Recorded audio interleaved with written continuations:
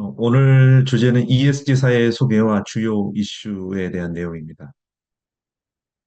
강의 자료는 한 50페이지 정도 되기 때문에 좀 일부 내용은 좀 빨리 넘어가고요. 이따가 한 30분 정도 후에 그 모든 사람들이 들어왔을 때 강의 자료를 공유하도록 하겠습니다. 오늘 강의 목차는 첫 번째는 이제 선하고 바른 기업, 사회이기 때문에 제가 선하고 바른 기업이라고 했고요. 두 번째는 ESG 개요. 그래서 특히 사회 부분에 대해서 좀 설명을 드리고 세 번째 ESG 그 소셜 사회 세부적인 소개를 하도록 하겠습니다.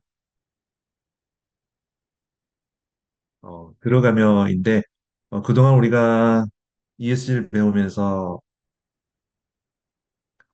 CSR이라는 얘기도 들었고요. Corporate Social Responsibility, 그 다음에 SDG, 그러니까 Sustainable Development Goals라는 얘기도 들었고 이런 개념들이 현재 기업 경영에서는 이제 ESG라는 그 패러다임으로 해서 ESG 경영을 하고 있다고 말씀을 드렸습니다.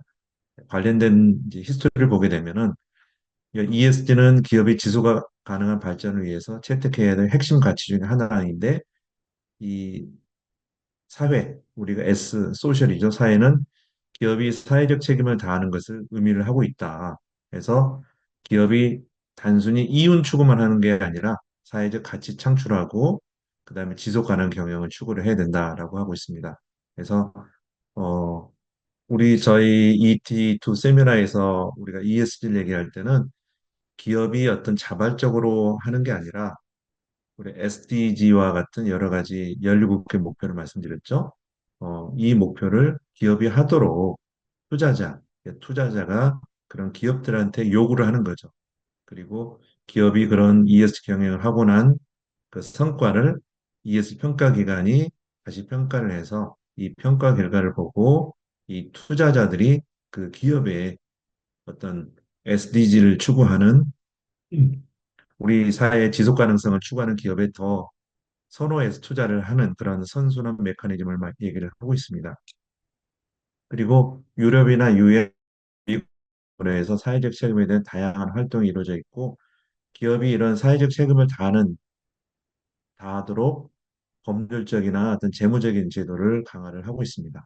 그리고 기업이 이런 환경, 노동, 인권 등의 영역에서 활동을 보고하고 이를 투명하게 공개를 해야 된다. 그래서 저희가 첫 번째 시간에 얘기했던 지속 가능성 공시, 이 지속 가능성 공시에서 뭐 환경, 노동, 인권 등에 대해서도 공시를 해라라고 했는데 우리나라에서는 이제 그 기후 변화 부분을 먼저 공시를 하는 걸로 준비를 하고 있고요.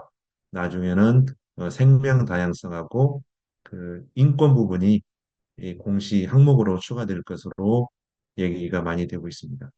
어, 이렇게 사회 부분이 중요하게 된 이제 히스토리를 좀 알 필요가 있는 것 같아요.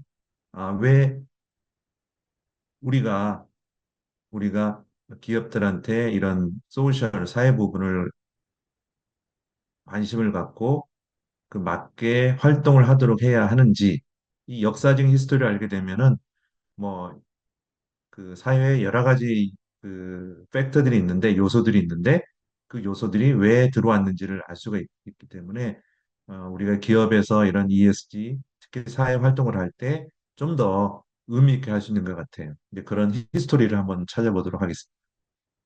1919년에 이제 국제노동기구 우리 ILO라고 하죠. International Labour Organization에서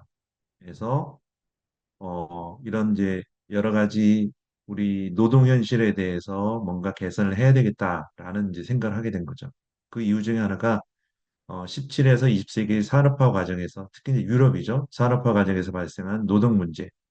그러니까 아동 노동, 뭐 노예 노동도 있을 수 있고 그다음에 여성 노동 이런 많은 노동 문제가 있었고 그리고 또 우리 자본주의 사회에서의 모순도 많이 있었기 때문에 이것을 뭔가 그 인권적인 측면에서 해결을 하기 위해서 1919년에 베르사유 평화조약을 하면서 이런 그 국제 노동기구를 창설하게 됐죠. 그리고 현재는 187개 회원국이 가입되어 있다고 합니다. 설립 배경을 보면 크게 세 가지로 나눌 수 있는데 인도적인 측면에서는 좀 전에 말씀드렸던 산업화 과정에서 열악한 근로조건 및 빈부격차의 심화에 대한 국제사회의 우려, 그렇죠? 아까 좀 전에 얘기했던 뭐 어린이 노동이라든지 그다음에 안전이나 환경이 준비되지 않은 작업장에서 노동 이런 부분이 그때는 뭐 당연하게 됐던데 이게 뭔가 문제가 있다라는 인식을 하게 된 거고 두 번째 이제 정치적인 측면에서도 똑같은 거예요. 같은 얘기지만 열악해지는 근로 조건을 개선하지 않으면은 이제 소련에서와 같이 사회 불안 내지는 혁명이 초래될 수도 있다라고 정치적으로 또 생각을 한 거죠. 그리고 경제적인 측면에서는 어, 이 산업화가 되면은 생산 비용 차이가 발생이 되는 건 이제 알고 있죠. 이런 것들이 국제 무역이 되는데 이런 국제 무역에서도 공정한 경쟁을 해야 된다. 예를 들면은 개발도상국이나 후진국에서 무조건 가격만 고려해서 예를 들면 가격을 낮추기 위해서 뭐 어린이 노동이라든지 그다음에 장시간 노동이라든지 또 환경을 갖다가 고려하지 않은 노동 이런 부분을 할 수 없게 해야 되겠다라는 의미에서 이제 국제노동기구가 만들어지게 됐습니다. 그래서 ILO 기본 협약 비준 현황에 보면은 뭐 여러 가지가 있는데 크게 내용으로 왼쪽에 표를 보시면은요 이런 결사의 자유라는 것도 있고요. 그다음에 강제노동 금지, 그다음에 균등 대우라는 거, 그다음에 아동 노동 금지 이런 부분들이 하나하나 국제노동기구 각 조항에 이제 하나씩 들어오게 된 거죠. 그다음에 다음 슬라이드로 가서 이제 이런 흐름으로 인해서 1948년에 세계 인권 선언이라는 게 만들어졌다고 합니다. 그래서 1948년 12월에 유엔 총회에서 세계 인권 선언을 하게 된 거죠. 그래서 오른쪽에 보면 인권 선언에 어떤 내용들이 들어있냐면 저도 풀로 읽어보지는 않는데 1조의 인간의 존엄, 2조의 차별 금지, 3에서 11조에는 이제 우리 인간의 기본적인 권리, 12에서 17조에는 시민적 권리, 18에서 21조에는 정치적 권리, 22에서 27조에는 정치적 사회적 권리, 28, 30조에는 뭐 체계 의무 제한, 이런 내용들이 포함이 되어 있는 세계 인권 선언이 만들어졌다고 합니다.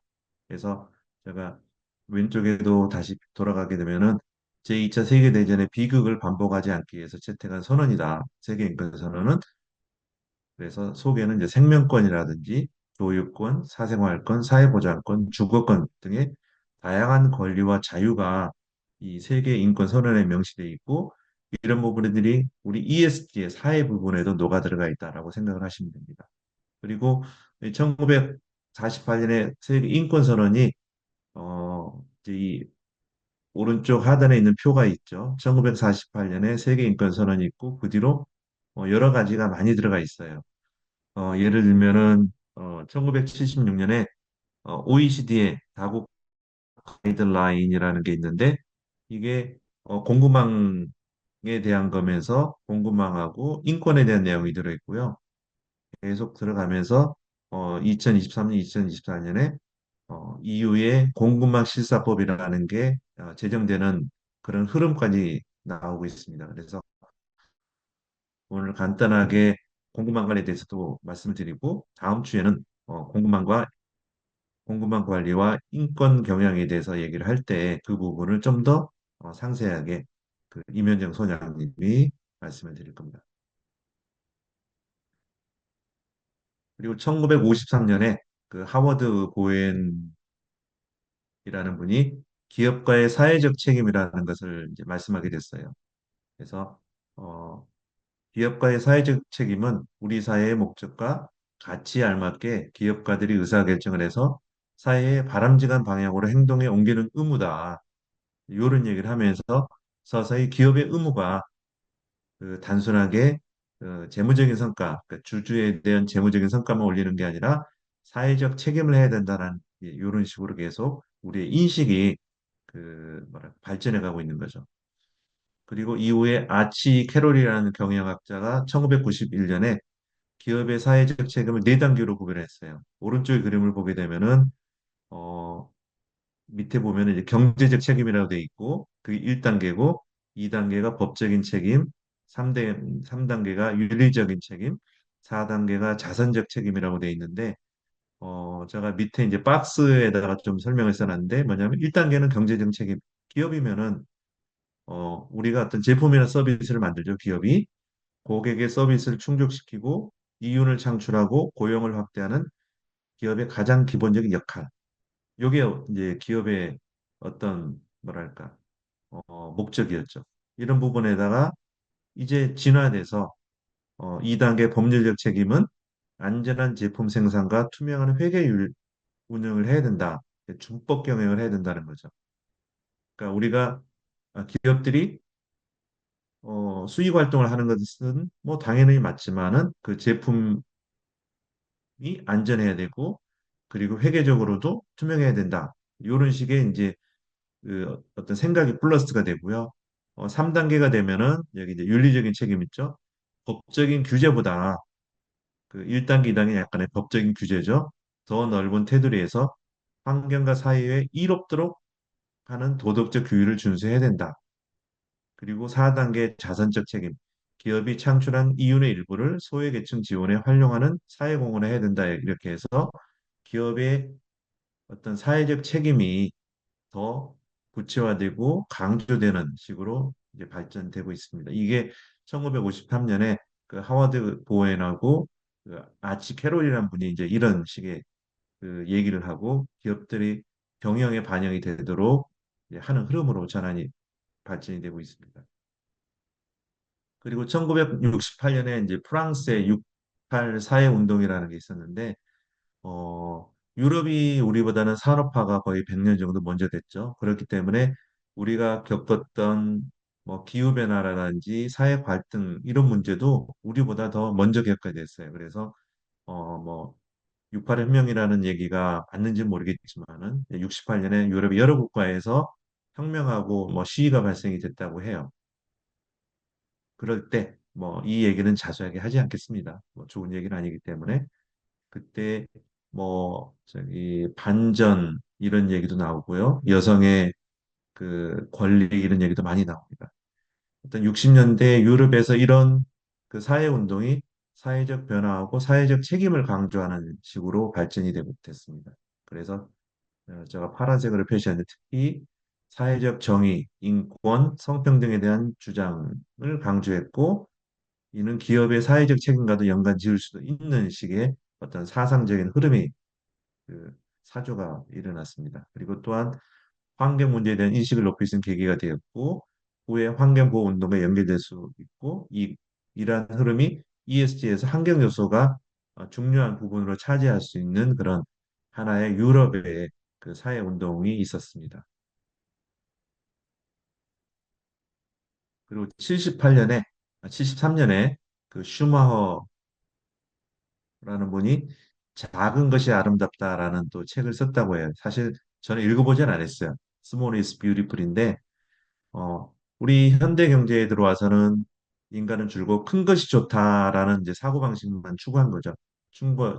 큰 것이 좋다, 뭐 빠른 것 뭐랄까 빠른 것이 좋다 이렇게 하면서 어, 이런 우리가 산업의 뭐 발전 이런 쪽에 많이 그 중점을 주고 뭐랄까 뒤를 돌아보지 않는 그런 어떤 그 경제 발전이 이 당시에는 이제 주류가 됐었어요. 그래서 어, 독일의 경제학자 슈마어는 이런 얘기를 한 거죠. 우리가 산업혁명으로 우리의 사회가 경제가 발전했지만은 이런 경제 성장이 물질적인 풍요를 약속한다 하더라도 그 과정 속에서 환경 파괴하고 인간성 파괴라는 결과를 낳는다면은 이건 뭔가 문제가 있다라고 이런 또 자성의 목소리를 냈습니다.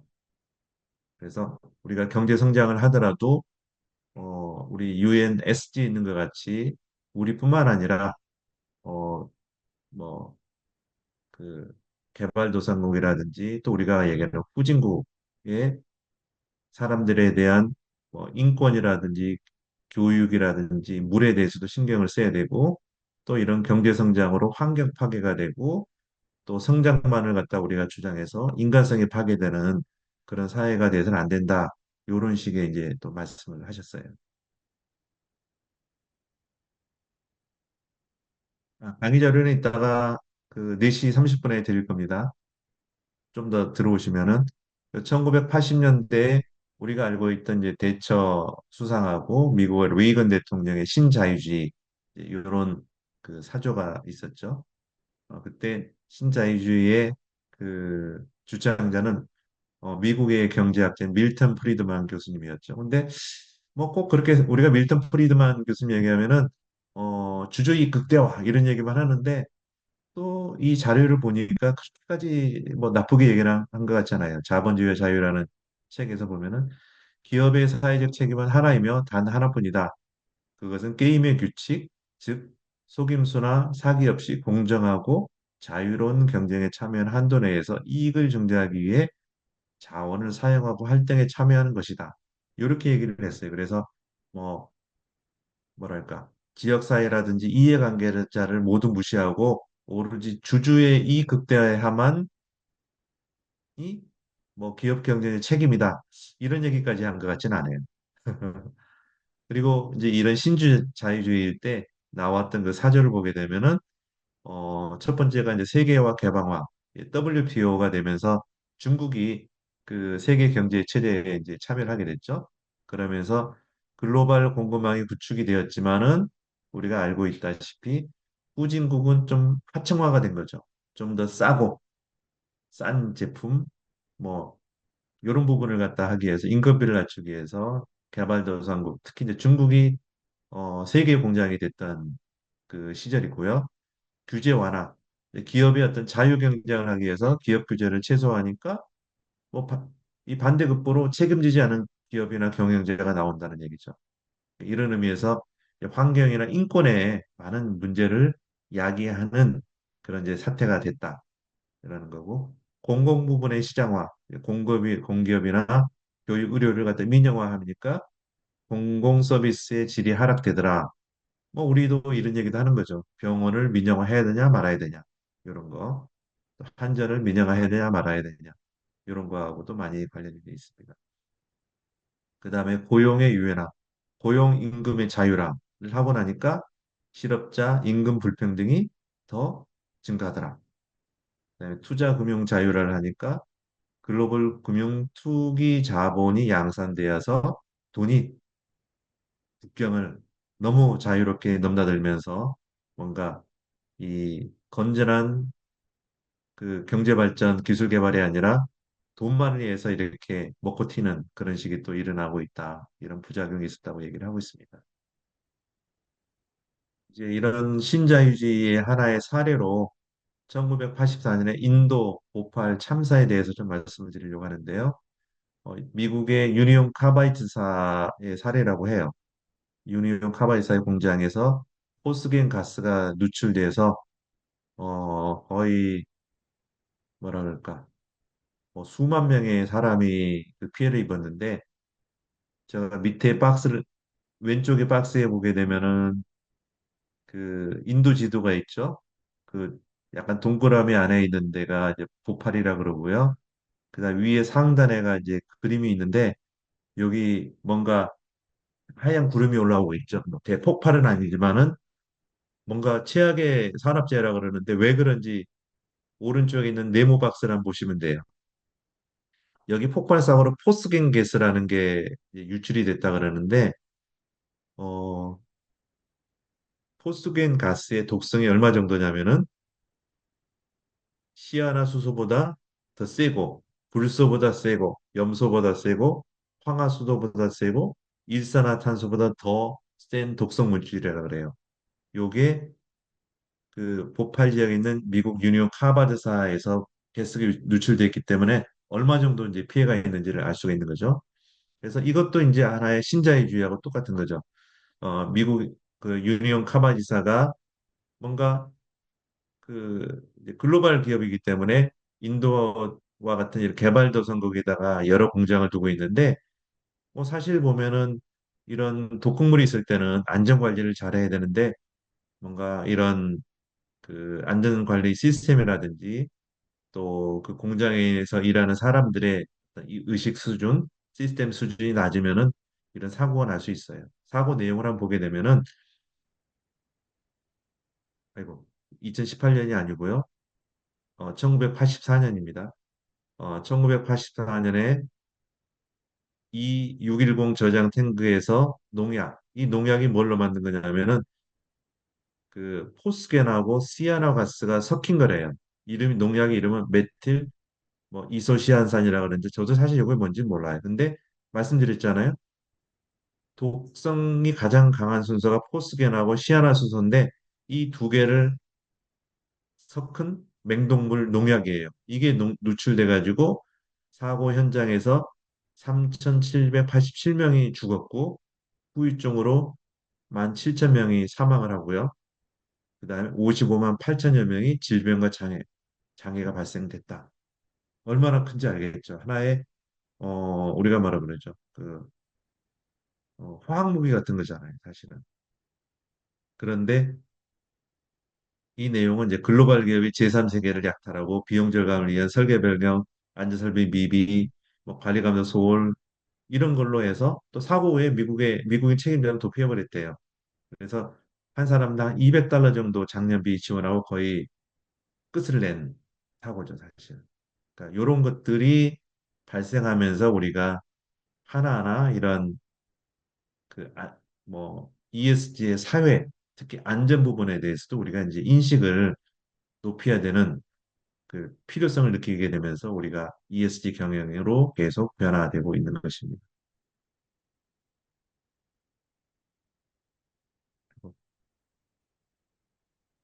초등에 나오죠. 여기다.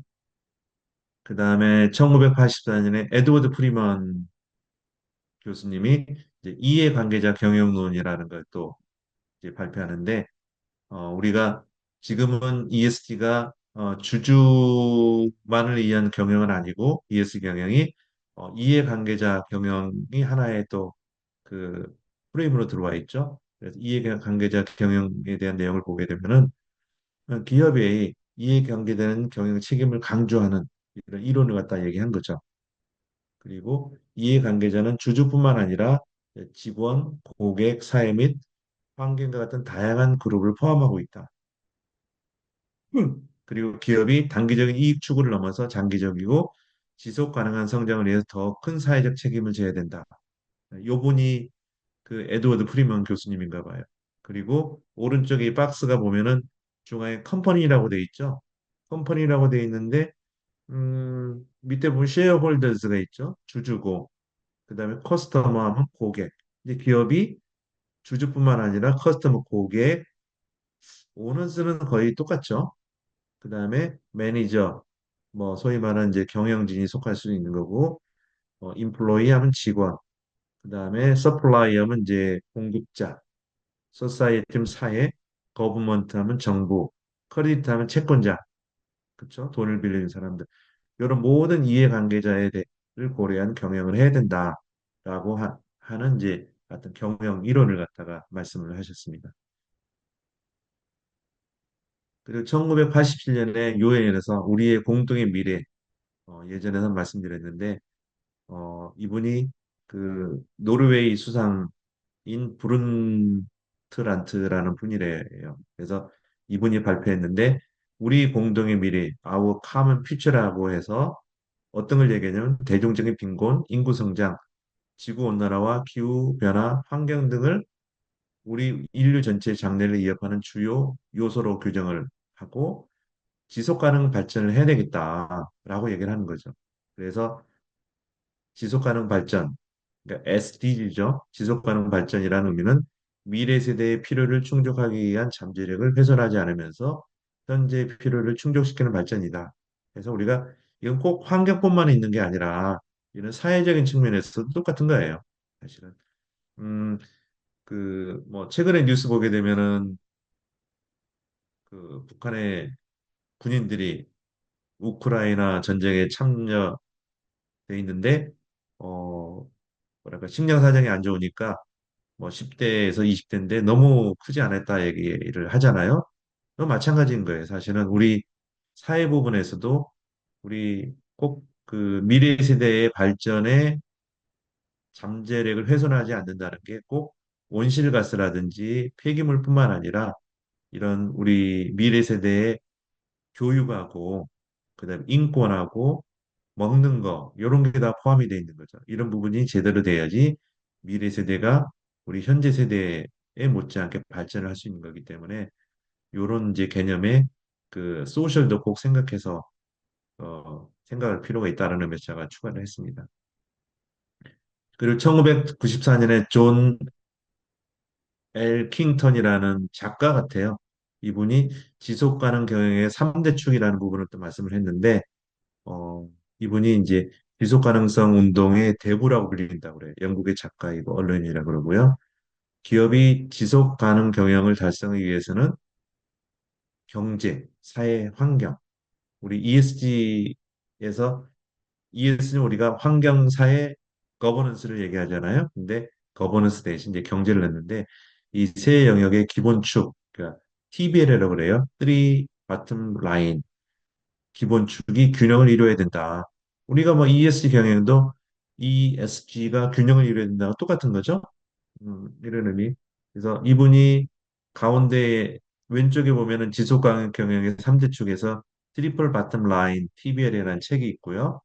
그 다음에 이 사진이 이분이 이제 존 엘킹턴이라는 분이고 그 오른쪽에 보면은 뭔가 우리 기업이 활동을 할 때는 이제 경제, 사회, 환경 요 모든 걸 다 고려를 해야 된다라고 얘기를 하고 있습니다. 그리고 뭐 경제, 사회, 환경하면 우리가 하나의 팩트들은 다 똑같아요. 환경은 우리가 기후변화, 폐기물, 물, 뭐 생물 다양성 이런 거고 사회는 이제 오늘 이따 배워드릴 거 안전 환경, 뭐 인권, 보건 이런 얘기고 이코노믹은 수익성을 얘기하는 거죠. 그런데 우리 ESG에서는 이코노믹이 아니고 이제 가버넌스라 그랬죠. 뭐 이사회라든지 그다음에 기타 등등이 있습니다. 그 부분은 다다음에 좀 배우기를 하고요. 그다음에 이제 1996년에 나이키 뭐 아마 이건 많이 보셨을 것 같아요. 나이키 아동노동. 그렇죠? 똑같아요. 뭐 신자유주의 같이 뭔가 이제 글로벌 기업이 그 생산 거점을 특히 이제 개발도상국이나 후진국에 두죠. 그 이유는 하나는 이제 가격이겠고요. 그다음에 또 하나는 이제 그쪽 지역에도 팔기도 위해서 그렇게 생산 거점을 여러 군데 두는데 이때 이게 아마 파키스탄이에요. 파키스탄에서 이 어린이 이름이 이제 타리크라 그러는데 이 타리크가 이 나이키 공을 조립하고 있는 이 사진이 이 기자에 찍혀서 배포돼서 한번 발칵 뒤집혔죠. 나이키가 아동 노동을 하고 있다. 해서 보게 되면은 나이키 농구화가 이제 이건 공인데 그 당시 농구화가 130달러 받을 때 우리나라 돈은 거의 한 15만 원 하겠죠. 근데 이 타리크는 일당 60센트를 받고 일을 한 거예요. 그렇죠? 그래서 나이키가 이런 그 아동 노동을 하면서 저임금으로 아동 노동을 하면서 그 차이를 갖다가 많이 취하고 있다. 이런 식으로 이제 비난을 받게 된 거죠. 그래서 미국에 있는 소비자 단체들이 뭐 나이키에 대해서 이제 그 소위 말하는 노동법 위반했다 하고 고소를 벌인 사건입니다. 이런 것 때문에 이제 뭐 나이키 운동화 불매 운동 요것도 제가 인터넷에서 찾은 건데 이 운동화에 대해서 이렇게 불을 지르고 항의를 하고 그런 거죠.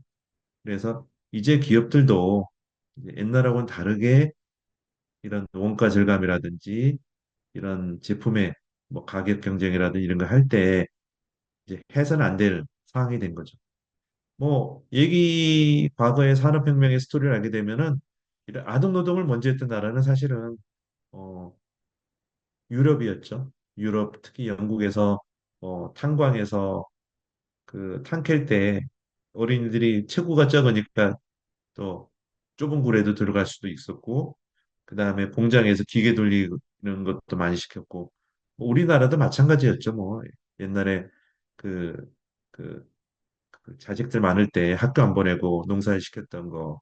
그 당시에는 당연했던 게 지금의 시대에는 이제 그게 당연하지 않는 이런 우리가 인권을 고려하는 시대가 됐다라고 인식을 하고 경영도 이렇게 해야 됩니다. 강의자리 올라왔습니다. 그리고 2000년에 이제 UNGC 글로벌 컴팩트에서 10대 원칙을 이제 선포한 거예요. 1990년 말에 기업한테 있는 국제적인 제한과 통제 필요성 인식이 된 거죠. 지금까지 스토리를 이제 보시면 되는 거예요. 그래서 유엔 글로벌 컴팩을 통해서 2000년 초에 ESG 기본틀을 만들었다 해서 유엔 글로벌 컴팩 10대 원칙이 있어요. 보게 되면은 원칙 1, 2, 3, 4, 5, 6, 10이 있는데 이 카테고리가 인권, 노동, 환경, 반부패예요. 그래서 인권하고 노동은 ESG의 그 소셜 사회 부분으로 들어가고 환경은 환경이고 반부패는 이제 거버넌스로 들어가죠. 원칙 1을 읽어보면은 기업은 국제적으로 선언된 인권 보호를 지지하고 존중해야 하고 원칙 2, 기업은 인권 침해에 연루되지 않도록 적극 노력한다. 원칙 3, 기업은 결사의 자유와 단체 교섭권의 실질적인 인정을 지지하고 원칙 4, 모든 형태의 강제 노동을 배제하며 원칙 5, 아동 노동을 효율적으로 철폐하고 원칙 6, 고용 및 업무에서 차별을 철폐한다. 원칙 7, 기업은 환경 문제에 대한 예방적 접근을 지지하고 원칙 8, 환경적 책임을 증진하는 조치를 수행하며 원칙 9, 환경 친화적 기술의 개발과 혁신을 촉진한다. 이 환경도 들어있고요. 원칙 10은 기업은 부당 취득 및 뇌물 등을 포함하는 모든 형태의 에 반대한다. 요렇게 이제 하나씩 변화된 거죠. 그래서 어느 날 갑자기 우리 ESG가 만들어지고 또 S의 항목이 만들어진 게 아니고 아닙니다. 그래서 앞에 제가 ILO하고 인권선언부터 쭉 얘기하고 뭐 사건 사고 얘기를 했던 것 같이 요런 이 어떤 자충우돌을 하면서 우리가 소위 말하는 이제 인권에 대해서 뭔가 이 한 차원 높은 사고를 하게 되고 그걸 하나의 이제 성문화하는 그런 과정이 이렇게 진행이 되고 있는 겁니다. 그리고 또 그 이어서 2010년에 2000년에 이런 게 2010년에 13년에 방글라데시 다카 의류 공장에서 또 일이 벌어진 거예요. 이 다카 인근의 의류 공장에서 인 라나 플라자가 이 무너진 거예요. 뭐 우리나라에도 있었죠. 많은 거라기보다는 삼풍 백화점 무너진 거, 그 다음에 성수대교 무너진 거. 사실 성수대교 무너진 날 저는 회사 근처에 있어서 출근해다 바로 들은 얘기인데 참 안타깝죠. 이게 이제 경영제의 안전 불가한 거죠. 이것도 이 건물을 보게 되면은 이제 왼쪽 그림을 보시면은 이 건물이 있죠? 8, 9층에다 무허가로 증축해서 올린 거예요. 원래 오리지널 건물을 만들 때는 다 전체적 하중을 고려해서 건물을 만들었겠죠? 근데 그 위에 2층짜리를 더 올리게 되면은 무너질 확률이 큰 거죠. 그래서 결국은 이렇게 무너진 거예요. 그런데 이 무너질 때 어느 날 갑자기 콱 무너지는 게 아니라 징조가 있잖아요. 네, 그 내용을 좀 볼게요. 2013년 4월 14일 지상 9층 빌딩의 라나 플라자가 붕괴된 사고인데 2007년 지어질 당시에는 4층 건물이었는데 2009년부터 12년까지 4층 건물을 8층으로 또 올린 거예요. 그렇죠? 그것도 모자라서 붕괴 직전까지 9층을 또 올리는 공사를 했습니다. 그래서 붕괴 전날에 뭔가 건물에 이상한 그 징조가 나니까 사람들 대피하자고 그랬는데 이 건물주 소헬라나 씨는 무시한 거죠. 뭘 그래? 그냥 계속 이래. 라고 해서 어, 이 붕괴 사고로 1136명이 죽고 2500명이 부상이 됐다 그래요. 그런데 안타까운 건 이 소헬라나가 이 사건에는 부패 혐의 인정으로 겨우 3년형을 선고받았답니다.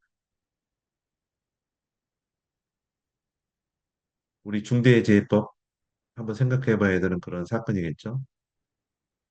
그다음 2015년에 유엔 지속가능 발전 목표, 유엔 SDG 아까 얘기했던 거 이렇게 17개가 있는 거예요. 그중에 캐테고리로 보면은 사람에 대한 거, 그렇죠? 다시 읽어드릴게요. 빈곤 종식, 기아 종식, 건강과 웰빙, 양질의 교육, 성평등, 번영 부분은 깨끗한 물과 위생, 모두를 위한 깨끗한 에너지, 우리 청정 에너지죠.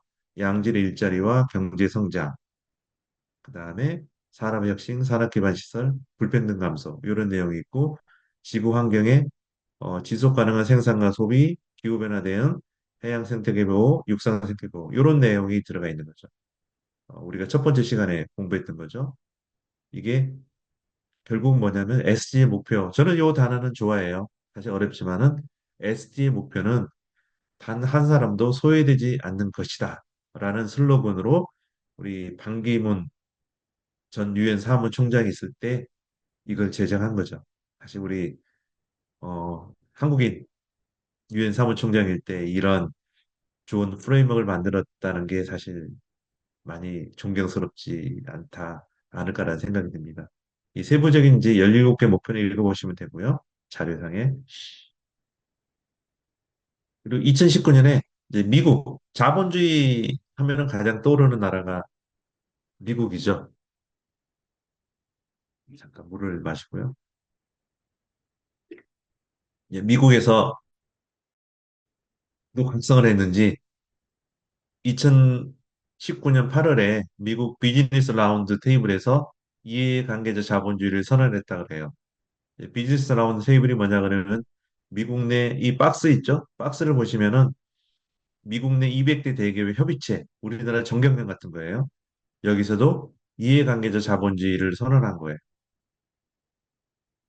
그래서 그 전까지는 이제 주주 자본주의, 그러니까 밀턴 프리드만이 얘기했다고 해서 그걸로 많이 이제 좀 가 있는 주주의 극대화 그 부분이 어, 이해관계자 자본주의를 선언을 했는데 이 선언을 한 이후에도 이 빨간색으로 표시한 게 있지만은 실증 연구에 따르면 설문에 답한 기업들 거의 대부분이 그 약속을 지키지 않는 모습으로 나타나고 있다라는 겁니다. 뭐 처음에 쉽진 않겠죠. 그렇지만 이제 더 좋은 사회로 조금 조금 스며들듯이 변화돼 가는 거지 않을까라고 생각이 듭니다. 그래서 이 왼쪽에 있는 박스를 보시게 되면은 나눠서 이해관계자 자본주의 왼쪽이고요. 오른쪽에 주주자본주의. 그래서 주주자본주의는 그, 그, 그 하얀 동그라미 있죠. 주주이익 최우선, 경영 참여, 근로자를 배제하는 것. 책임 범위가 주주들에게만 책임진다. 대표 국가가 미국. 이런 부분들이에요. 밀턴 프로이드만 있고 오른쪽에는 이해관계자 자본주의. 핵심은 이해관계자를 중시한다. 그리고 근로자도 경영에 참여한다. 책임 범위가 사회 전체에 책임을 진다. 대표 국가가 독일. 그렇죠? 독일 이제 요 부분 그 클라우스 슈밥에서 4차 산업혁명 이거 주장했던 그 세계 WF죠. 세계 경제 포럼의 그 창립자죠. 이제 요런 분들이죠. 음, 이런 분들이 이해관계자 자본주의를 주장했는데 미국의 그 비즈니스 라운드 테이블 BRT에서도 하겠다라고 선언을 한 거예요. 일단은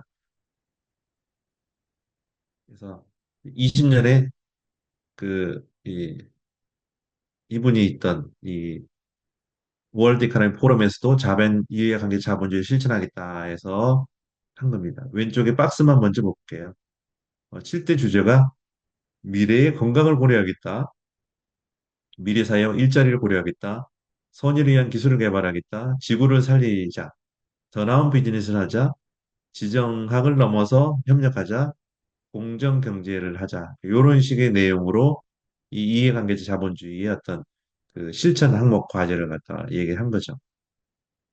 그래서 지난 50년간은 이 세계 자본주의가 기업 발전에 선도적인 역할을 했는데 이제는 지속 가능한 세계를 위해 더 나은 자본주의와 더 나은 기업이 되자.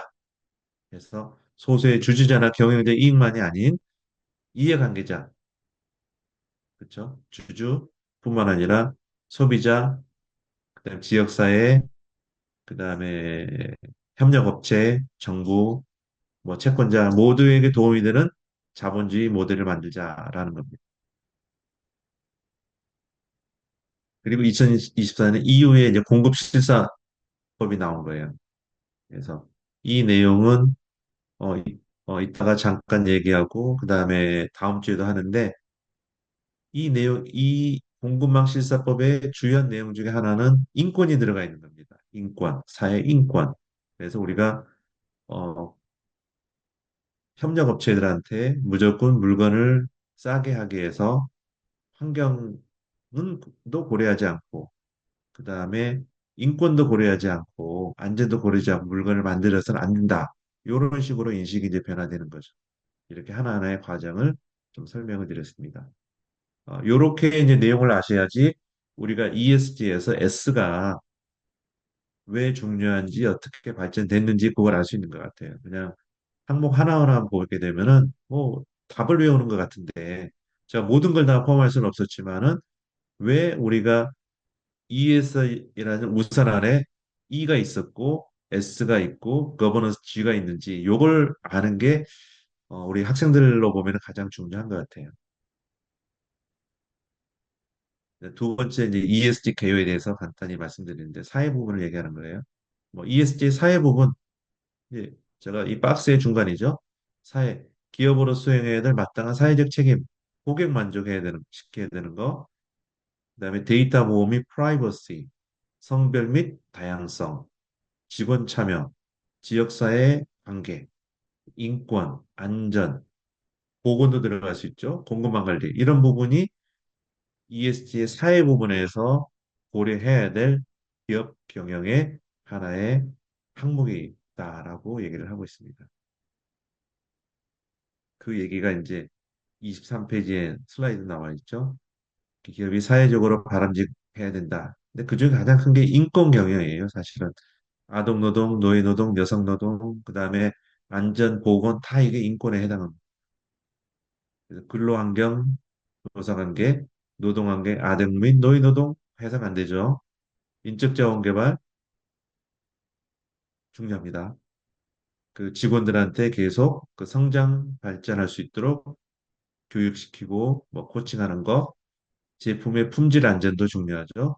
직원의 다양성 및 고객 만족, 지역사회에 기여하는 거, 개인정보 보호하는 거, 공방 관리 이런 부분이 ESG의 사회 항목으로 들어갔습니다. 그래서 앞에 제가 거의 한 40분 정도를 설명했는데 ESG 이런 항목이 들어오게 되는 건 다 이유가 있는 거죠. 우리 산업혁명을 통해서 나타났던 뭐 여러 가지 부작용들을 갖다가 우리가 개선하기 위해서 이 ESG 사회라는 그 캐테고리 안에 그 우산 안에 하나하나 항목으로 자리하게 된 것입니다. 역사적으로. 이제 세 번째 이제 ESGS의 세부 소개를 제가 오늘 또 간단하게 하고요. 어, 이어서 이제 다음 주부터 한 세, 3회 정도 조금 더 세부적으로 공부하는 기회를 갖도록 하겠습니다. 음, 네, 사회적 책임인데 기업의 사회적 책임이 중요한 시대다. 그래서 아까 그 사회 구성 요소는 제가 좀 전에 말씀드렸죠. 여기 왼쪽에 있는 거 그거 보시면 되고 역사적으로도 지금까지 얘기했던 것 같아 좀 종합하면은 사회는 1950년대 기업의 사회적 책임에 대한 논의가 있었다 해서 존 엘킹턴의 뭐 지속 가능 경의 3대 축, 환경, 사회, 경제 이런 게 있었죠. 이런 것을 고려해야 된다. 그랬고 유럽에서도 그 6.8 운동도 있었지만은 이제 어떤 사회적인 고려를 하기 위해서 소셜 텍서노미라는 이제 초안도 만들어 놓은 거예요. 이 유사한 게 우리가 그냥 텍소노미 앞에 그린을 붙이는데 그린 텍소노미가 있어요. 우리 ESG 환경 부분에서 기업의 활동이 소위 말하는 그린이냐라는 걸 판별하기 위해서 그린의 어떤 목표, 활동에 대해 정의한 게 그린 텍소노미라고 하는데 이 부분을 또 사회적으로도 확장해서 소셜 텍소노미 초안이라는 게 2020년에 1년에 유럽에서도 그 발간한 게 저기 할 정도로 점점 더 중요해지고 있습니다. 그리고 미국에서도 뭐 미국에 이제 우리 블랙 피플이 많은데 블랙 라이브즈 매터스 뭐 흑인 생명도 중요하다 이런 얘기죠. 이런 거 하면서 나온 게 E&I, 뭐 D&EI라고 하는데 diversity, 다양성이죠. E는 equity, 형평성. 그다음에 I는 inclusion, 포용성. 이런 부분도 기업 경영의 사회 중에 사회의 한 중요한 항목이다. 이렇게 이제 하나씩 그 기업의 사회적 책임에 대해서 그 얘기를 하고 있어요. 그래서 아까 얘기했던 그 뭐지 노동 환경이라든지 밑에 그림 있죠. 왼쪽에 중앙에 보건 및 안전, 그다음에 공급망 관리 이런 부분에 대해서 구체적으로 하나하나 그 세부적인 여러 가지 디렉티브라든지 규제를 만들고 있습니다. 어, 근로 노동 환경, 인권 경영 중에서도 뭐 가장 우리가 어, 뭐 뭐랄까 가깝게 접하는 게 근로 노동 환경이죠. 그래서 유엔에서 인권 경영을 하기 위해서 그 가이드를 만든 게 있습니다. 가이딩 프린시플스 온 비즈니스 앤 휴먼 라이트에서 그걸 만들었고요. 인권 경영의 정의가 뭐냐면은 국가의 보호 의무와 기업의 인권 존중 책임, 그리고 국가와 기업의 실효적 구제에 대한 접근을 실천하는 경영이 인권 경영이다 이렇게 얘기를 합니다. 그래서 국가의 보호 의무가 있고 또 기업이 인권을 존중할 책임이 있고 뭔가 기업의 활동에서 인권에 대한 문제를 발생했을 때 구제의 수단이 뭔지를 또 그 구제의 수단을 제공하도록 되어 있습니다. 그래서 먼저 국가의 아까 얘기했던 거죠. 국가 인권 보호, 기업의 인권 존중, 책임, 그다음에 구제책에 대한 접근성 보장 이런 내용들이 그 인권 경영에 들어가 있습니다. 어, 이제 그런 인권 경영이 있긴 하지만은 이제 우리의 실제 이제 현실을 보는 또 얘기를 해드릴게요. 뭐 오늘 강의 들으신 분 중에 많은 걸 아시는 분도 있겠지만 한번 어, 현황을 살펴본다는 의미에서 이제 국내 근로 환경의 이슈를 보게 되면 6, 70년대 아시죠? 뭐 더 이상 깊이 있게 얘기할 수 있는 건 아니지만은 근로기준법을 준수하라라고 하고 그 청년 전태일 열사라고 해야 되겠죠. 이런 외침이 있었을 정도로 우리나라에도 진짜 장시간 일하고 저임금으로 일하고 그다음에 열악한 작업 공장에서 일을 했던 거죠. 사실은 그런 과정이 있었기 때문에 현재 또 아직 문제는 있지만은 현재가 6, 70년대보다 낫죠. 그리고 전태일 기념관은 그 뭐냐 그뭐 청계천 그쪽에 가면은 있으면 저도 한번 들어가 보긴 했는데 그리고 8, 90년대는 이제 IMF 외환이기 때문에 노동 구조 변화에서 비정규직이 많이 생긴 거죠. 그렇죠? 그때 조건 중에 하나가 어, 고용의 유연화, 그러니까 쉽게 말하면 해고를 좀 더 쉽게 할 수 있게 해라. 이런 식이 돼서 비정규직이 많이 됐고요. 2000년대 이후에는 또 노동 유연화가 물론 비정규직 노동자 문제도 더 심화된 거죠. 그래서 2019년 통계로는 비정규직이 한 740만 정도 된다고 합니다. 왼쪽에 그림을 보게 되면은 어, 그 노동 시간이죠. 연간 근로 시간. 덴마크, 노르웨이, 독일, 네덜란드에 비해서 우리 한국은 연간 1967시간 일해서 가장 길다. 뭐 후진국은 더 할 수도 있겠지만은요. 이제 우리는 선진국이기 때문에 선진국과 비교를 해야 되는 거예요. 그다음에 1인당 국민 총소득도 노르웨이, 덴마크, 네덜란드, 독일, 한국. 그렇죠? 뭐 노르웨이가 7만 8천 불인데 요것도 이제 좀 보고 해야 되죠. 사실은 이렇게 데이터만 갖고 했을 때에는 또 약간의 문제가 있는 것도 있어요. 사실은 뭐 노르웨이 같은 경우는 그 국회에 석유 가스전이 있잖아요. 그 국민이 직접 부가가치를 생산하는 것보다도 이 천연자원 때문에 올라간 부분도 있기 때문에 꼭 그걸 갖다가 이 애플 비교 같이 얘기할 수는 없고 우리나라는 이제 그런 게 없기 때문에 우리가 순수하게 진짜 이 땀 흘려서 한 국민 총생산인 거죠. 3만 2천 불도 뭐 사실 우리가 폄하할 만한 숫자는 아닙니다. 이보다 낮은 자들이 많기 때문에 오른쪽 그림에 보게 되면은 1965년대 와이셔츠 공장 뭐 우리 제가 66년생이에요. 우리 부모님 세대일 수도 있죠. 이렇게 모여서 일했던 그런 것들이 있습니다. 그 다음에 뭐 최근에는 이제 직장 내 괴롭힘이 이제 또 다른 이슈가 되고 있는 거죠. 그것도 정규직이나 무비계약직보다는 비정규직에 대해서 뭔가 차별이 많이 있다고 합니다. 그 다음 페이지로 넘어갈게요. 네, 또 하나. 이제는 또 공급망 사슬의 위험 중에 하나 외주화가 있는 거예요. 외주화. 위험의 외주화인데 유해하고 위험한 업무가 법과 제도의 사각지대에 위치한 하청 노동자에게 집중되는 현상. 그렇죠? 그래서 어 하청이라 단어보다는 요즘 협력업체를 쓰는데 특히 이제 뭐 기사에 나오는 거 보면은 발전사에서 많이 나오죠. 그 발전사에서 그, 그 발전사 직원들은 이제 관리 감독만 하고 뭐 그 위험한 일이라든지 약간 3D 같은 일은 이제 그 협력사에 요청을 하는 거죠. 이런 것들. 그래서 10대 건설사 하청 노동자 산재 사망 현황하면은 뭐 포스코 건설부터 이렇게 좀 많습니다.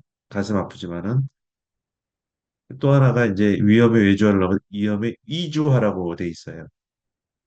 이주화라는 얘기는 이제 우리 외국인 취업자, 노동자라고 얘기하기 좀 그렇고요. 외국인 취업자. 2023년 우리나라 외국인 취업자 수가 92만 명, 그 100만 명 정도 되나 봐요. 3.2%다. 그리고 산업재해 사고 사망자 가운데 외국인 비율이 10%. 그러니까 사람의 규모로는 3%지만은 사고 율로는 10%죠. 그 이유는 여러 개가 있겠죠. 뭐 사실 그 우리나라 산업 현장에서 일을 할 때 안전교육이나 환경교육을 시켜야 되는데 첫째는 우리가 뭐 중소기업 이런 데서도 그런 걸 영어로 또는 한글로 설명을 제대로 못한 경우도 있고 또 반대로 또 그 이런 해외에서 온 해외 취업자들이 뭔가 우리 한글이나 영어 또 이런 거에 서툴하게 되면은 뭔가 이런 사고가 많이 나타나게 되는 거죠. 그래서 죽으러 오지 않았다. 이주 노동자들이 위험하다. 이런 내용도 있습니다. 뭐 요건 이제 양측의 어떤 책임이 있을 수도 있어요. 그, 제대로 안전 시스템을 구비하지 않은 이제 사측이나 관리자 측도 있는 거고 또 일하는 사람이 그 부분을 또 적극적으로 요청하지 않았을 수도 있는 거죠. 사실은 자기 목숨이나 신체에 해당되면은 그건 적극적으로 요청을 해야 되는 겁니다. 그 다음에 또 강제 노동과 아동 노동. 그래서 특히 이제 미중 분쟁에서 많이 나오는 거죠. 위그르 강제 노동이라고 해서 미국에서 중국의 기업 26곳에 제재를 한 거죠. 그래서 어, 저도 뭐 위그르 왼쪽 사진에 보면 빨간 쪽이죠. 그 신장 위그르 지역에 대해서 좀 이제 억압적으로 강제 노동을 시키고 있는 지역에 공장들이 있다라고 하고 미국에서 이런 신장이나 위구르 지역에서 생산된 상품이나 또 원자재는 수입을 금지한다. 이런 이제 그 법을 또 제정한 거죠. 그 다음에 또 하나 오른쪽 기사 보면은 밑에 있는 그림들 보이죠? 그 어린이들 뭐 여자애도 있고 기타 등등 있는데 전 세계 어린이 10명 중에서 한 명이 강제 노동에 동원되고 있다라고 합니다. 그러니까 전 세계 1억 5,200만 명의 어린이가 강제 노동에 동원되고 있다.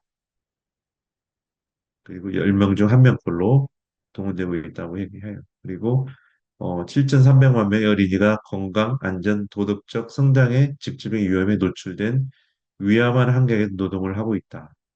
그리고 또 안타깝게도 이런 아동 노동의 피해자 대부분이 5에서 11세 어린이다. 우리로 보면은 이제 어 저기 뭐죠? 초등학교라 그래야 되나요? 유치원, 초등학교 저학년 정도인데 학교에서 정규교육을 받지도 못하고 이 노동시장에 나가는 그런 이제 그 개발도상이라든지 후진국의 그 어린이들 아동 노동에 대한 현실을 얘기하고 있는 겁니다. 그래서 우리의 기업들이 이제 이건 해서는 안 된다라는 이제 패러다임이 되고 있다는 걸 이해시키기 위해서 그 자료를 찾은 거고요. 그 다음에 또 현대차가 미국에서 불법 노동 고용 혐의로 피소됐다고 해요. 근데 이건 뭐 현대자동차가 직접 고용한 건 아니고요. 현대자동차 협력회사가 고용을 했다라고 해요. 뭐 알고 했는지 모르고 했는지 모르겠지만은 뭐 내용은 그, 엘라바마 공장의 조립 라인에서 13세 아동이 주당 50에서 30, 60시간 일한 게 발견됐다라고 해요. 근데 이 어린이는 이제 현대자동차가 직접 고용을 한 건 아니고 인력 파견 업체 HMMA에서 부품을 공급하는 그 스마트 엘리베마에서 이 아동을 보냈다고 해요. 근데 이 얘기를 읽어드린 이유는 우리 협력사에서 이 어린아이를 고용했는데 It's not my problem이라고 얘기할 수는 없다라는 거죠. 왜?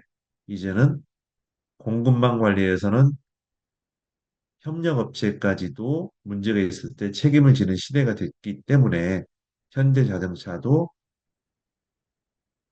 일부의 책임이 이제 있게 되는 거죠. 그래서 이제는 이제 공급망 전체에 대한 인권 경영의 책임과 점검이 필요하다. 요걸 얘기하고 있는 겁니다. 그다음에 이제 우리 국내 주요 기업들이 바라보는 중대 인권 이슈에서 회사별로 뭐가 좀 중대한 건가 이런 게 있는데 삼성전자는 이제 제조업 이제 반도체 강제 아동노동 근로시간 차별 및 괴롭힘 집회 자유 근데 좀 빨간색이 아마 중시하는 것 같아요. 산업안전보건 환경적 책임에 대해서 좀 더 많이 관심을 갖고 있고 LG 에너지 솔루션은 생활임금에 관심을 갖고 있다 그러네요. SK 하이닉스 있고 현대자동차는 다양성 및 포용성 D&I 그렇죠? Diversity and Inclusion 쪽. 그다음에 카카오는 빨간색에 보면 공급망 책임, 뭐 개인정보 보호. 카카오 같은 경우는 개인정보 보호가 굉장히 중요한 거 같죠. 네이버에 일본 법인 라인 사태에 있다가 나오지만은 개인정보 보호가 굉장히 중요합니다.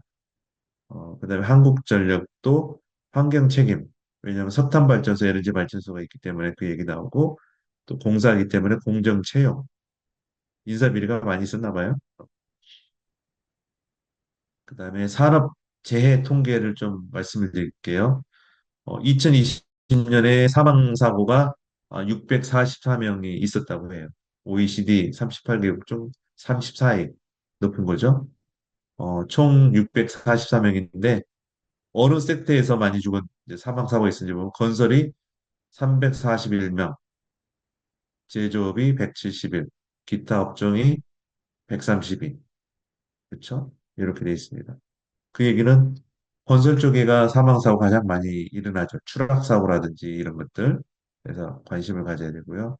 제 유형으로는 이제 떨어짐, 아까 이제 건설 같은 게 많이 떨어지잖아요. 268명, 끼인 거, 부딪힌 거, 이렇게 많았다 하고, 건설업이 가장 많다.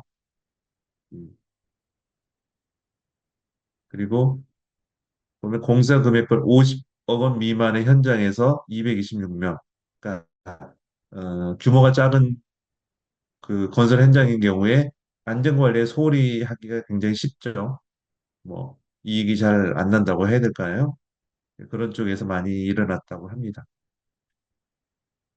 그다음에 제조업에서 163건 발생했는데 주로 끼임 사고, 그렇죠?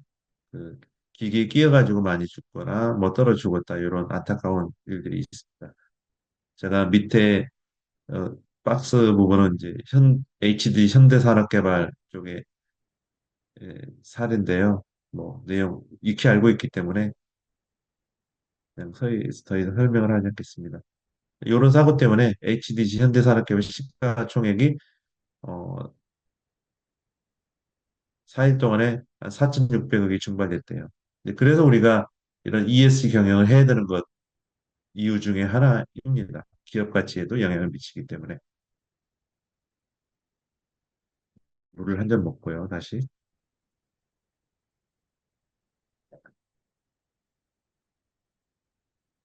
이런 이제 안전사고 많이 일어났기 때문에 뭐 산재와의 전쟁에서 어, 이두 번째 줄에 보면 이제 중대재해법이라는 게 나온 거죠. 그래서 근로자 사망 사고가 발생한 기업의 최고 경영자는 1년 이하 징역이나 10억 원 이하 벌금형에 처한다. 중대재해가 발생이 됐을 때는 이런 겁니다. 그래서 가장 최근에는 이제 그 충청도의 아라셀 그 배터리 이 폭발 사고가 있었죠. 사실 이런 것들이죠. 좀 그 스토리를 보면은 안전관리가 얼마나 부실한지 좀 그 안타까운 느낌이 많이 들어요. 중대처벌법이 시행이 되고 있다. 그 다음에 좀 사례를 좀 보게 되면 건설 현장의 안전사고요. 이런 무너진 것들이 많았죠. 왼쪽 그림에 그 왼쪽 그림에 삼풍백화점 붕괴된 것도 있었고요. 그 다음에 뭐 지휘건설에서의 이 주차장 공사다 무너진 것도 있고 오른쪽에 꼭 사고가 뭐 이런 건설 현장뿐만 아니라 식품 품질 사고도 있는 거예요. 여기가 품질 사고 밑에 그림에 나사가 나온 경우도 있고요. 그다음에 오른쪽에는 오른쪽 위는 담배가 나온 경우도 있고 그다음에 오른쪽 중앙에는 이물질 나온 거 요런 동그라미 쳐놨죠. 그다음에 또 오른쪽 아들의 이 비계 삼겹살 이것도 품질 사고라고 할 수 있는 거죠. 비계가만 들어있는 거. 그 다음에 또 품질 사고 왼쪽에 하단에 곰팡이가 들어있는 거 이런 것들. 최근에 이제 그 비비고인가 거기도 또 얘기 나오고 있는 것 같은데. 그리고 2024년에 사고들 소식 알고 있는 거 아까 얘기했던 화성 리튬 공장 화재로 21명이 연락 두절되었다 이런 거. 네, 청라 아파트 벤츠 전기차 화재 여파로 전기차 포비아 확산. 그 다음에 오른쪽에 경기 부천 호텔의 화재. 그렇죠? 제가 밑에 원래 슬라이드 쇼로 넣었다 밑으로 뺐는데 이거죠. 엄마 사랑해. 나 못해. 우리 나서 죽을 것 같아. 엄마 아빠 모두 미안하고 사랑해. 사실 이런 슬픈 일이 일어나면 안 되겠죠. 이게 직접 뭐 나하고 만약에 연관돼 있다면 얼마나 가슴이 아프겠어요, 사실은. 그리고 오른 왼쪽의 그림에 관련해서 잠깐 제가 여담 얘기를 하면은 제가 음, 옛날에 그 좀 학생들하고 연구원이 들어있는 이제 카톡의 단톡방이 있는데 요 아라셀 공장 사고 나기 전에 오전에 대학원생이 어 내가 2차 전지 만드는데 뭐 품질이나 성능 요런 쪽을 해야 되는데 안전하고 경영 공부하니까 쓸데없는 것 같더라. 요런 얘기를 하더라고요. 그래서 제가 그날 오전에 어, 우리 공학을 하는 사람으로 보면은 뭐랄까 품질이나 성능도 중요하지만은 뭐랄까 안전이 보장되지 않는 품질 좋고 성능 좋은 배터리는 필요가 없다. 그리고 또 하나는 아무리 좋지만은 가격이 안 받쳐주면은 팔 수 없지 않는 거냐 그러니까 경영이나 안전에 대한 공부도 게을리하지 말라라고 얘기를 딱 했어요. 그리고 나서 오후에 요, 요 사고가 발생이 되더라고요. 아니, 오전이었지만 오후에 뉴스가 나와서 제가 그 카톡방에 이 사진 하나 다시 올려드렸죠. 그러니까 이제는 이런 제품이나 서비스를 할 때 안전하고 환경이 고려되지 않고는 좋은 제품을 만들 수 없다라는 걸 좀 인식하는 이제 우리 그 학생들도 좀 되기를 바랍니다.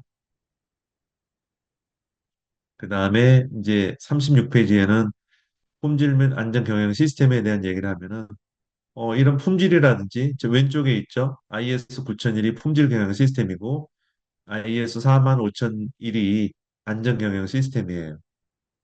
뭐 제품이나 서비스를 만들 때 그냥 뭐 내가 생각대로 할 수 있는 건 아니에요. 왜? 여러 사람들이 하기 때문에. 그리고 그게 지속적으로 하기 위해서는 이런 ISO 9001이라든지 품질 경영 시스템, ISO 45001 또는 ISO 14001은 환경이에요. 이런 시스템을 사내에 구축하고 프로세스를 만들고 해야지 지속적으로 일관되게 이런 품질이라든지 안전이라든지 환경 그 관리가 되는 겁니다. 뭐 이 프로세스를 만들지 않은 경우에는 어렵다 해서 저도 이제 우리 강원대 개공교수 하기 전에 기업에 한 30년 있으면서 이런 ISO 9001, 뭐 45001, 14001, 뭐 37001인가 이런 거 다 구축을 또 하는 회사에서 일을 했었어요. 여러 직원들이 같이 일하기 때문에 이런 것도 이제 학교에 있을 때 좀 배우든지 또 이런 또 그 사회에 나갔을 때도 꼭 그 뭐랄까 그런 경영 시스템을 구축을 해서 일하기를 바라겠습니다. 그 다음에 이제 직원 다양성 및 고객 만족 쪽으로 넘어갈게요. 이제 D&I인데 아까 얘기했죠. D가 diversity, E가 equity, I가 inclusion, 포용성이에요. 그래서 이제 조직이나 개인의 차이를 인정하고 다양성의 가치를 존중하는 문화를 갖춰야 된다.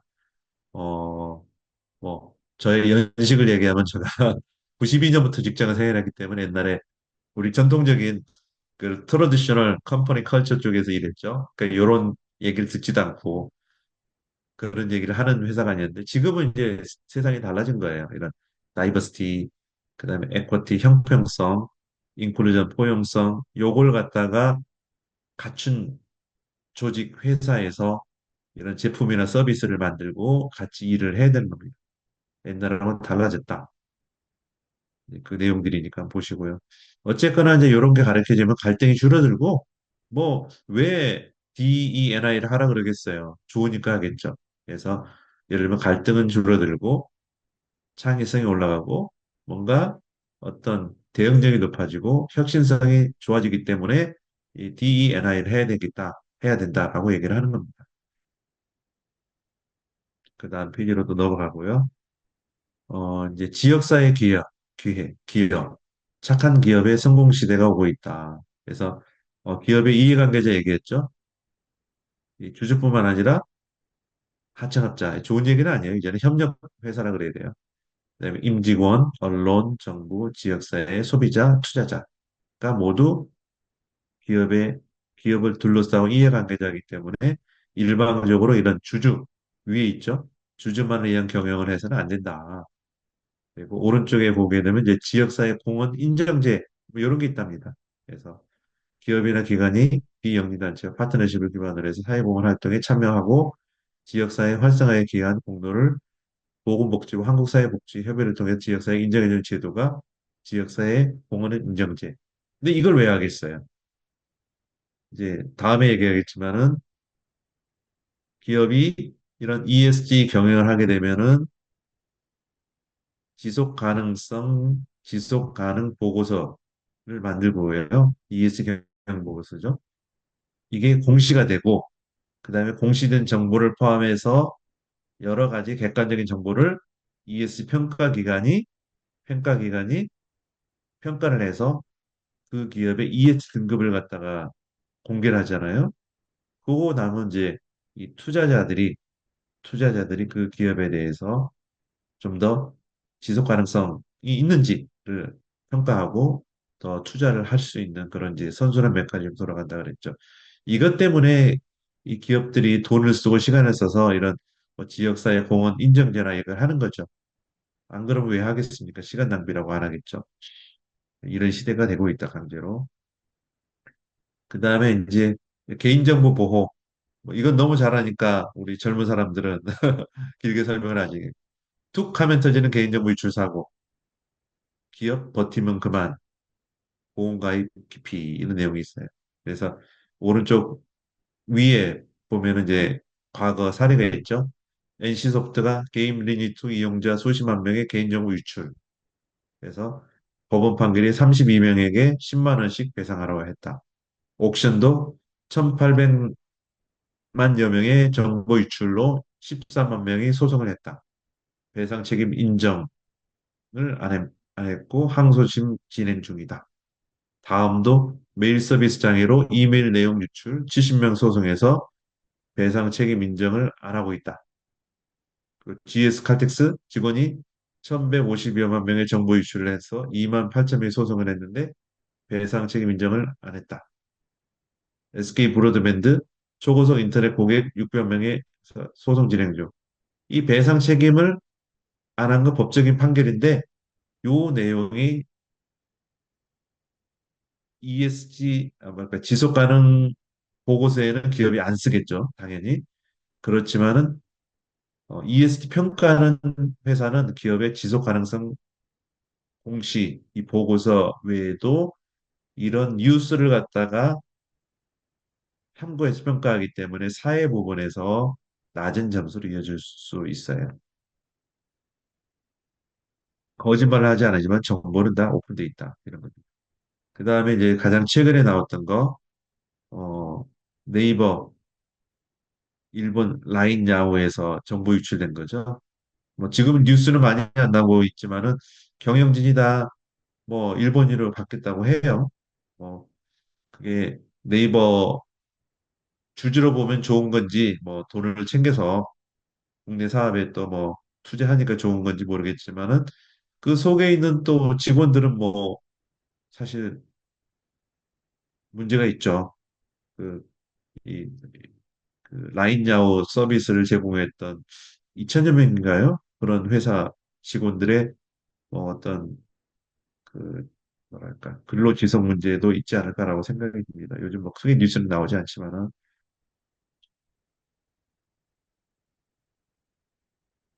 그다음에 여기죠. 카카오도 나오네요. 최소 6만 5천 명 정보 유출을 했다. 그래서 과징금 151억 원 역대 최고로 받았다. 이런 거. 그래서 이 플랫폼 기업들 같은 경우에 이제 이 그 개인정보 보호가 굉장히 중요한 것 중에 하나죠. 자, 15분 남았습니다. 네, 이제 공급망 관리. 이, 이 공급망은 우리가 밸류 체인이라고 그러죠. 뭐 예를 들면은 뭐 요거예요. 내가 있다 그러면은 그 위에 있는 그림입니다. 그 공급자, 그 원료를 주는 거, 또 부품을 제공하는 거죠. 그 다음에 내가 제조를 해가지고 그걸 팔 때 운송 판매하고 소비자가 하고 폐기하고 네, 다운스트림 있죠. 이 전체 이 공급망에 대해서 책임을 져야 되는 거죠. 그래서 나만 잘하는 게 아니라 나의 왼쪽, 오른쪽, 이 제조 왼쪽, 오른쪽에 있는 모든 공급자가 환경, 사회 측면에서 문제를 일으키지 않아야 되는 거죠. 그래서 환경 측면은 우리가 그동안 공부했지만 온실가스 문제가 있고 폐기, 어, 특히 온실가스 문제가 있죠. 그 다음에 그 이제 이 판매 쪽의 협력사 쪽으로 보면은 어, 여기도 온실가스 문제도 있고 그 다음에 이 순환경제 부분도 있는 거죠. 내가 팔았던 제품이 바로 그냥 뭐 땅속에 묻어버린다든지 버려지지 않고 다시 회수해가지고 그러니까 그 속에 원료를 제품을 만드는 데 많은 그 에너지가 들어가 온실가스가 발생이 됐기 때문에 그걸 줄이기 위해서 다시 회수해서 순환하는 순환경제 부분까지 다 고려를 해야 되겠습니다. 그리고 전체적으로는 이 밸류 체인 상에서 오늘 공부할 때 인권 경영이 들어가야 되는 거죠. 안전, 환경, 그렇죠? 그다음에 보건, 품질 이런 부분에서 나뿐만 아니라 협력사, 그 앞뒤에 있는 협력사가 모두 같이 동참해서 그 바른 경영을 해야 되는 시대가 된 겁니다. 이게 공급망 관리에 대한 내용이에요. 공급망 사회 이 사회 이슈 보게 되면 아까 얘기했던 환경은 온실가스 배출, 오염 배출, 분쟁 광고 쓰면 안 되는 거죠. 인권은 강제노동, 아동노동, 여성노동 기타 등등이 있고 또 안전보건을 갖다가 고려해야 되는 겁니다. 그 2014년 방글라데시 라나 플라자 붕괴 사고 요 얘기했죠. 이런 것들. 이거 책임은 여기는 아니래요. 만약에 그때 그 음, 사례가 좀 그러네요. 그다음에 이거죠. 공급망 관리. 공급망의 진짜 리스크는 2, 3차 협력사에서 시작이 된다. 예를 들면 현대자동차는 뭐 크게 문제가 없죠. 또 삼성전자 자체는 워낙 규모가 크고 또 이익도 크고 관련된 인원도 많기 때문에 뭐 안전 환경 뭐 보건에 대해서 다 경영을 잘 하고 있는데 이제 밑으로 가는 이제 작은 협력사일수록 문제가 있는 거죠. 그래서 이런 쪽에 문제가 많이 발생이 되기 때문에 이유를 선두로 해가지고 공급망 실사법을 만들게 된 거죠. 그래서 그 내용을 한번 보시게 되면은 이제 오른쪽에 한번 봐볼게요. 이게 뭐 하루 만에 뚝딱 나온 게 아니에요. 흐름이 있어요. 미국의 캘리포니아 주에서 공급망 투명성법이라는 걸 갖다가 2012년에 했고 영국에서 현대 노예법, 그렇죠. UK Modern Slavery Act, 뭐 노예제도를 먼저 했던 나라가 미국, 영국이지만은 프랑스도 기업 경제법이라는 게 공공한 신사법이라 그래요. 미국이 노예제 근절 기업 인증법, 상장 기업의 기후 공시 의무화 규정 초안 이런 들어 있고 네덜란드가 아동 노동 실사법, 독일도 공무망 실사 의무화법을 2023년 했어요. 그리고 EU가 이런 걸 다 이제 좀 고려를 했겠죠. 기업 거버넌스 공무망 실사에 관한 법률을 2021년에서 2024년 시행하고 있어요. 그렇죠? 이렇게 전체적으로 그 공급망 기업의 공급망 전후에 있어서 여러 가지 안전 환경 뭐 보건 리스크를 다 그 협력업체까지 책임을 져야 된다 하는 시대가 되었습니다. 그다음에 공급망 관리 규제 발전 과정 뭐 요건 이제 혹시 자료를 보면 돼요. 2012년, 15년, 16년, 17, 18, 19, 21, 22, 23, 24에서 계속 관련된 게 만들어진 거예요. 그래서 뭐 올해 2024년에 뚝딱 된 게 아니고 하나하나 그 반성하고 개선하기 위해서 여러 나라들에서 그런 그 디렉티브라든지 규제를 만들어 오고 있는 좋은 쪽으로 생각하면 됩니다. 그래서 너무 규제가 많다가 아니라 이제는 우리가 그 인간다운 세상에 살 수 있는 그런 가이드라인 하나씩 만들면서 이제 그 세상을 좀 더 아름답고 뭐 살기 좋은 식으로 변화시키기 위해서 한다라고 생각을 하시면 됩니다. 긍정적으로. 이제 이후에 지속하는 실사 지침이 뭐 굉장히 이 표준적인 건데 영어로 이제 Corporate Sustainable Due Diligence Directive라 그래요. 실사를 영어로 Due Diligence라 그럽니다.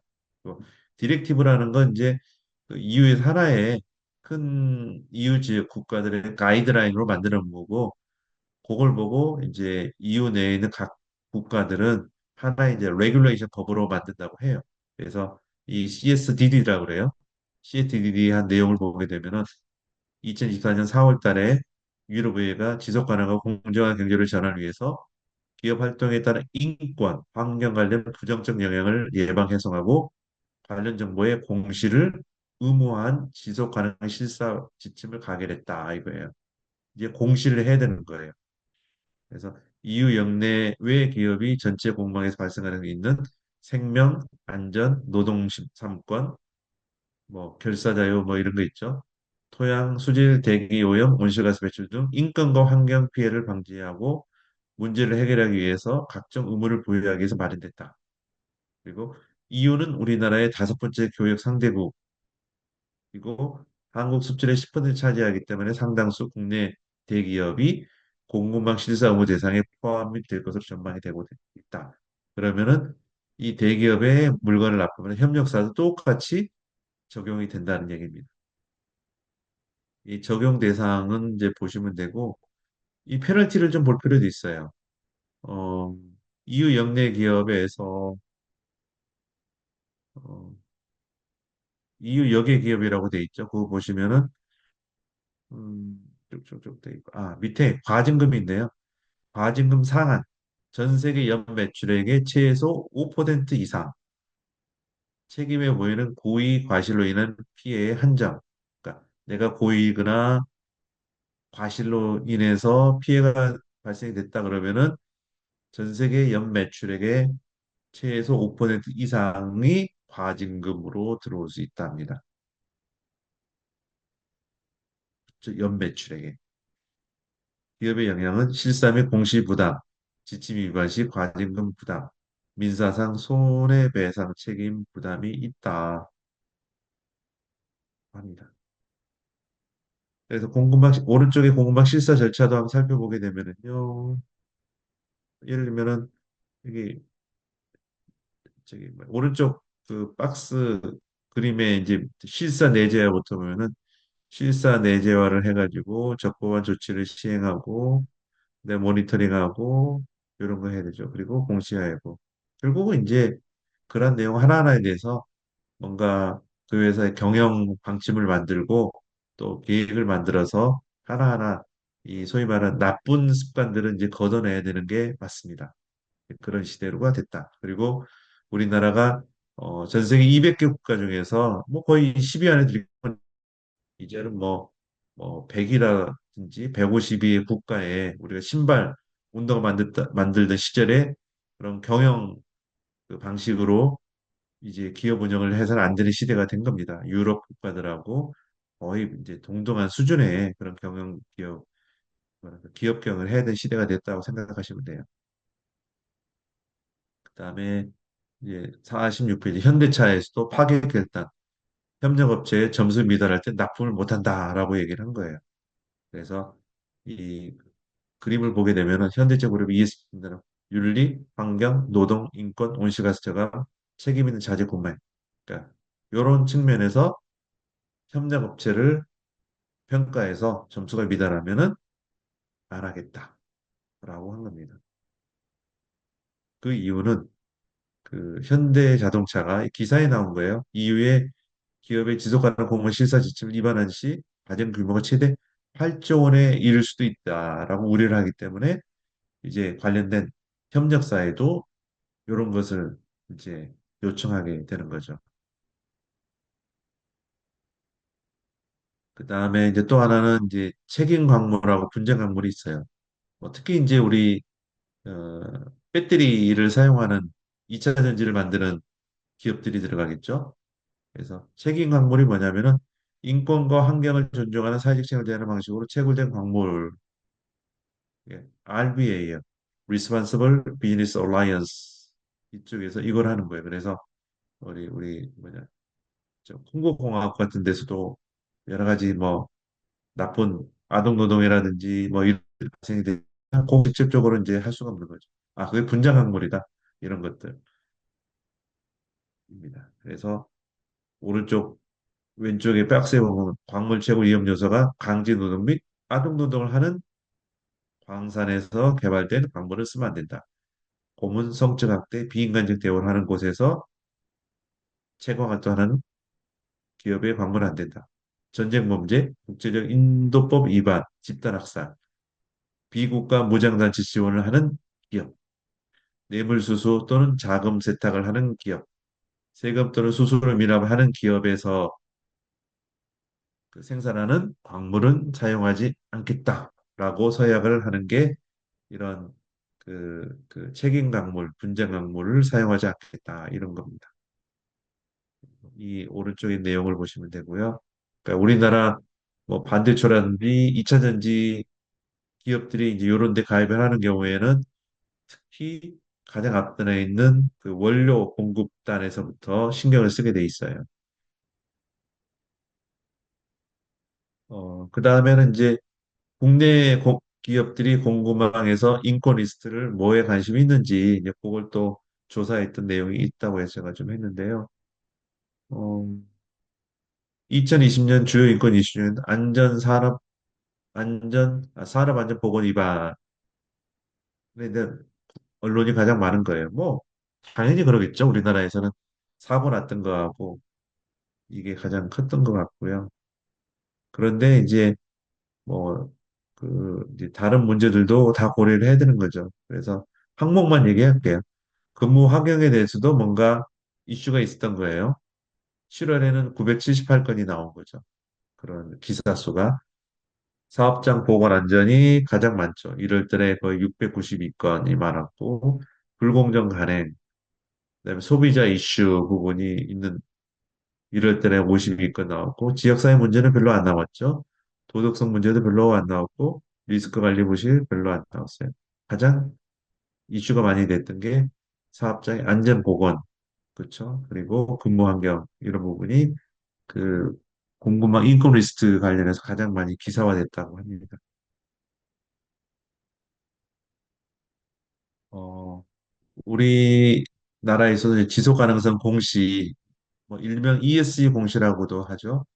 이게 이번 8월 말까지 초안이 공개됐고 아마 이제 내부적으로 검토를 해서 언제 보완하고 언제부터 이제 그 의무화가 될 건지 어느 기업부터 의무화될 건지를 이제 발표를 하겠죠. 이런 지속 가능성 공시 안에도 우리 사회적인 요소가 들어가 있어요. 근데 이번에 초안에는 그 기후 변화가 우선적으로 들어가 있지만은 그 밑에 보죠. 제가 그 하늘색으로 박스 친 데 보면은 정책 목적 달성 정보라 그래갖고 환경적인 문제가 들어 있어요. 육아 친화 경영 확산을 위한 정보. 우리나라 인구 감소 때문에 그런 거고 노동 착취 및 인신매매 예방을 위한 정보. 이게 사회에 들어갔죠. 산업 안전에 대한 정보, 종업원 다양성에 대한 정보, 여기 사회고 부정 경제 방지를 위한 정보. 이건 거버넌스죠.